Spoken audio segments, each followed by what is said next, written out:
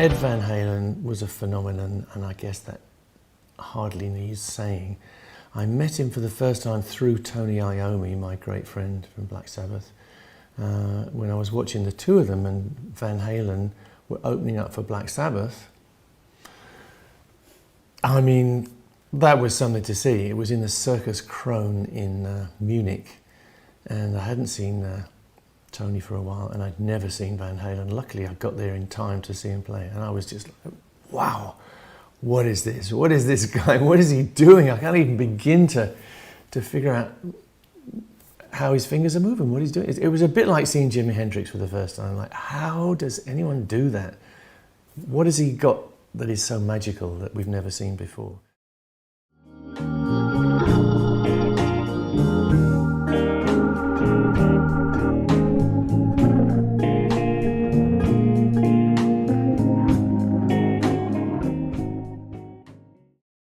We realized the impact he was having then, you know, when he first hit the scene. I was probably in high school or college when I first heard Eruption, and it just blew us all away. We couldn't understand it. It wasn't just the tapping. It was the rock and roll attitude in the guitar parts, you know, the bulletproof, supreme rhythm playing where every note in a chord explodes and they're in tune and they sound amazing. It was in his tone, you know, the way that he presented, he heard it in his head that way, and he presented the guitar on a silver platter, you know, and this was all very different for us at the time. You know, we had big, heavy guitars and all that kind of thing, but nothing as free sounding and effervescent and intense and free, but solid, you know, and expansive as Edward.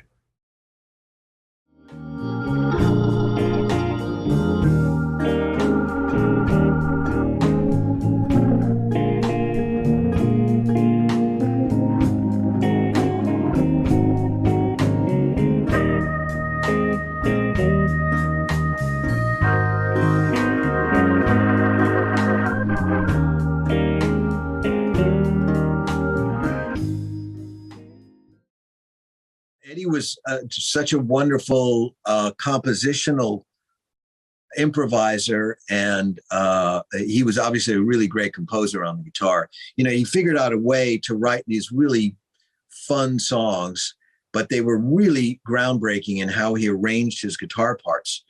You know, you can hardly find any songs where he's strumming and then overdubbing some other part. You know, it's a very different way of playing. He's in a trio, and he's trying to fill up the space with a kind of a orchestral style of playing. Then, of course, when he goes to solo, we know from his interviews that he improvised, and he tried to capture the spirit of the song and of the band, I guess, of the live event, which is a whole kind of style in itself. The thing about Eddie is that sometimes he would play stuff that didn't make any musical sense, but made sense in terms of how much fun it was to listen to. You know, when you heard the whole band, you went, oh, that's so much fun. But if you go back and let's say you learn it note for note, you go, that doesn't make any sense at all. You know, and you know, there are no rules in music. There's just cause and effect. That's really what it is. And I think he understood that more than most people.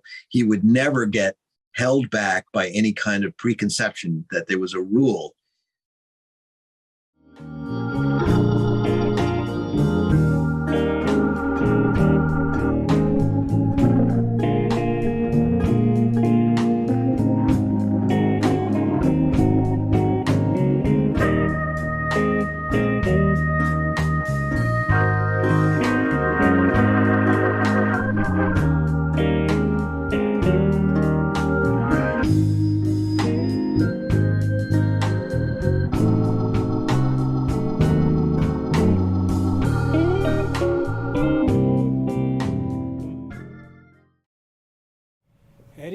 Eddie changed guitar playing. I mean, I picked up the guitar in, I guess it was 1979, 1980.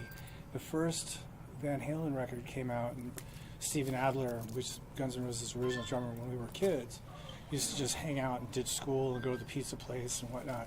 And we used to listen to that first Van Halen record, and it was just insane. It was like, what the Anyway, and he changed guitar playing, but he was such a amazing musician, amazing guitar player, amazing innovator, and just a hell of a guy. And you know, we really lost a major contributor to rock and roll today.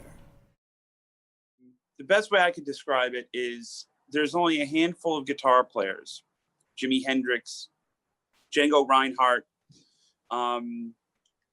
There's a handful that you can quantify with pre and post. Pre-Wes Montgomery, post-Wes Montgomery. Mm-hmm. Everybody played jazz differently. Pre-Django Reinhardt, post-Django Reinhardt, everybody played gypsy jazz differently. Andres Segovia, Jimi Hendrix, pre-post. The same thing goes with Eddie Van Halen. Is pre-Eddie Van Halen, you had a great group of players that were out in the 70s. There's great rock guitar pre-Eddie Van Halen. Post Eddie Van Halen, everybody played an instrument derived of a super Strat. He changed the game. He changed the game for everybody. And that's the best way you could describe his legacy. And there's only a few guitar players like that are pre and post. And he's one of them.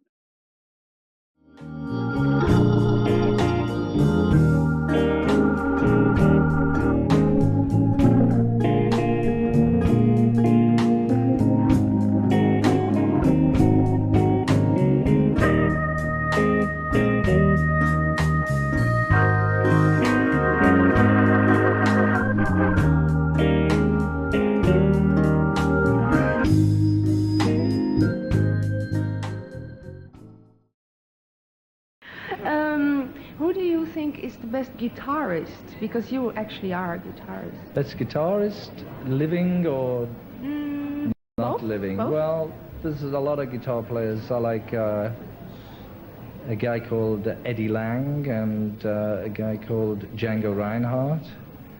And these days, I think out of the contemporary players, I think Eddie Van Halen's pretty hot.